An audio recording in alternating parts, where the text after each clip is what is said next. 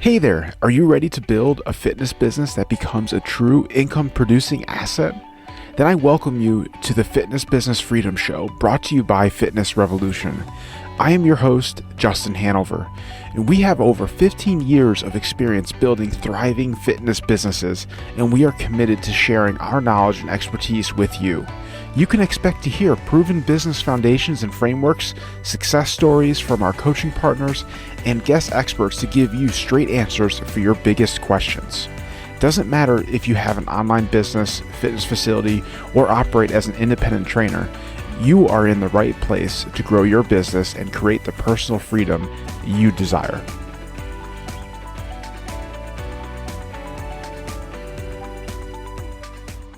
Welcome to another episode on the Fitness Business Freedom Podcast. We keep each episode short, tactical, and to the point so you can pull out what you need and move on with your day. After 17 years and 4,000 gym owners, later we have seen the good and the bad of how different fitness business owners operate, which is exactly what I wanted to break down for you in this episode. Walking through the success habits that we see in our top 1%. The ones that are really crushing it in life and business. There is a reason they are where they are. It is certainly not by accident.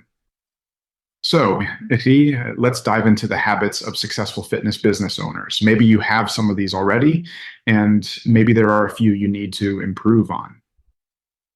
1, they meet their commitments. On anything from making payments on time to giving and keeping their word, they recognize the importance of a commitment. They keep commitments both to others and to themselves. If life gets in the way, like it does for all of us, a high performer owns it and works to make it right. It's no accident that high performers are known for their dependability.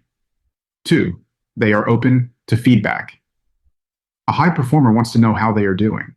Whether it's feedback from metrics, their coach, their team, or their customers, they thrive on receiving information that will help them improve. They are not satisfied with attaboys or echo chambers. This one is of the single biggest factors that separates high performers from the rest. And it requires a good look in the mirror to know if you're really open to feedback or if you just say you are. 3, they are lifelong learners. High performers are learners down to their core. It never shuts off with them. They may not even realize how much they are absorbing from everything that's going on around them, but they recognize the importance of always learning. In addition, a high performer looks for the learning opportunity every time they make a mistake, because everyone does, so that they don't repeat it. 4, they are up to the challenge. If you put a high performer among peers, they are going to respond by upping their game. They become more focused, more diligent, and more responsive. And they are always looking for ways to be around people who can make them better. They do not strive to be the smartest person in the room. 5, they acknowledge all aspects of their health. This does not mean that they are always at peak levels. This means that they know that being a high performer means working on having a balanced approach. They attend to their physical health, their mental health, and foster important relationships in their life. They do the important things that are needed to nurture and maintain a healthy lifestyle. 6, they respect the needs of their business.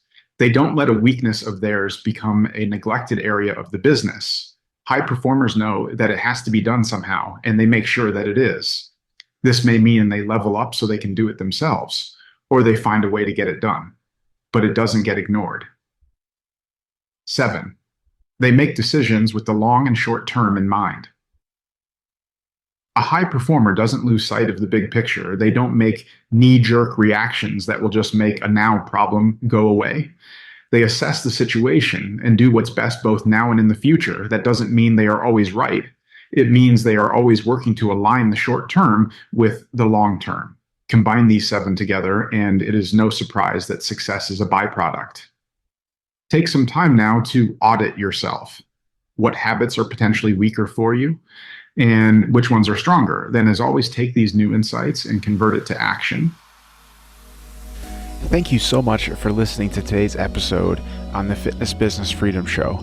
On behalf of Fitness Revolution and myself, we are thrilled you are looking for ways and resources to move your business forward, and we are honored to be that source for you. If you would like to receive more business building support from us, be sure to head over to the show notes and join our subscriber list and stay on top of all the industry insights that matter most to you.